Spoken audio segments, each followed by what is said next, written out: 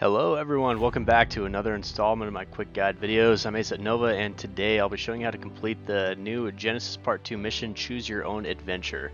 This guide is going to showcase solo gameplay, but if you have a team, this video is still going to be useful to your fire teams. It's going to help get everyone on the same page as to what you have to do to advance from each of the 4 stages required to complete this fairly tough mission.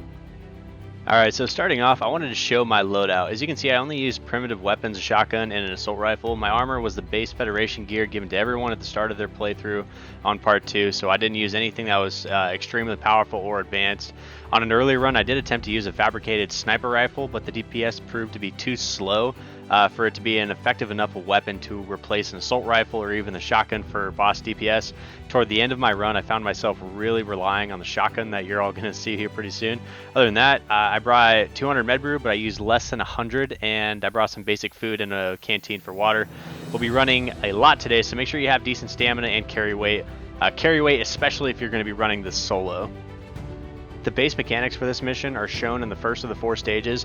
You're either going to be stepping on plates, grabbing keys, or hunting animals. It seems to be completely random which one the game picks, and it can change each time you attempt to start the mission over, or if you just simply have to redo it because you ran out of time, etc. For my run, you can see that I was picking up keys. When you do so, HLNA is going to be calling out the color. You don't need to remember these colors in order or anything, but you do need to remember which ones that she's called out the most, because that's going to determine which colored door that you're going to walk through at the end of each of the stages. The example in the run that you're watching right now is blue. She called out blue twice and each other color only once. So when I was done collecting my last key, I knew I had to run to the blue door. This is the repeating mechanic you're going to see throughout each stage of this mission. If you fail to pick the correct door, you will have to start that stage over. So if you're on the 3rd stage and you pick the incorrect door there, you're not going to be sent back to stage 1. You'll just have to repeat the 3rd stage. If you're confident in your memory, then go right ahead and use that. I'm a big dummy, so I highly recommend keeping a dry erase board next to you or just some pen and paper and tally the colors as they appear. And when you're doing this first stage, I would definitely recommend keeping on the move as much as you can. You have a lot of those spiders that are shooting webs at you all the time, and if they hit you with those webs, it's going to slow you down. It's going to cause you to get swarmed by a bunch of other animals. So stick close to any barriers that might prevent you from getting hit directly by these webs, and just keep moving.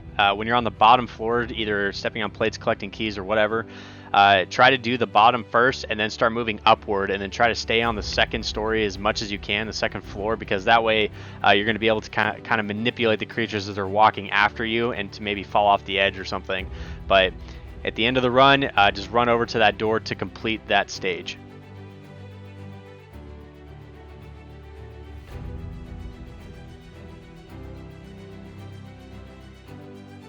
Alright, so we just walked through the door to stage number 2, and this is going to be the exact same mechanic as the previous one, except for you're always going to be hunting creatures for this one in my experience. I never had to do plates or keys or anything. It was always shooting creatures with a certain color, and this time it's going to be 12 total instead of 5. This is where writing down the colors is really crucial if you're not relying on your memory alone. The map of the stage is a sort of maze, but it's kind of in a spiral formation. You'll start running around on the outskirts of the area, and you'll start kind of working your way toward the center, and once you get there, it's going to elevate you upward to the next platform above. Once you hit that 2nd platform, a bunch of ladders are going to drop, so if you have to go back down again, maybe if you're chasing another creature, then you're going to be able to climb your way back up a lot easier than it was getting down to the center of the maze the first time. I did try using grappling hooks and climbing picks to get up to that 2nd platform a little more quickly right from the start, so you don't have to go through that entire maze, but it didn't seem to work, so I assume there's a mechanic in preventing players from using that. But anyway, once you get your 12 colors picked out and you know which door it is that you have to be going through, you're going to make your way to that 2nd platform and then look toward the center of the area. You're going to see a few ladders there. Climb up to the very top and you're going to see a zip line, and then the zip line is going to lead toward the door that you want to exit through. So go ahead and jump up on that proper zip line and then zip line your way to the next stage.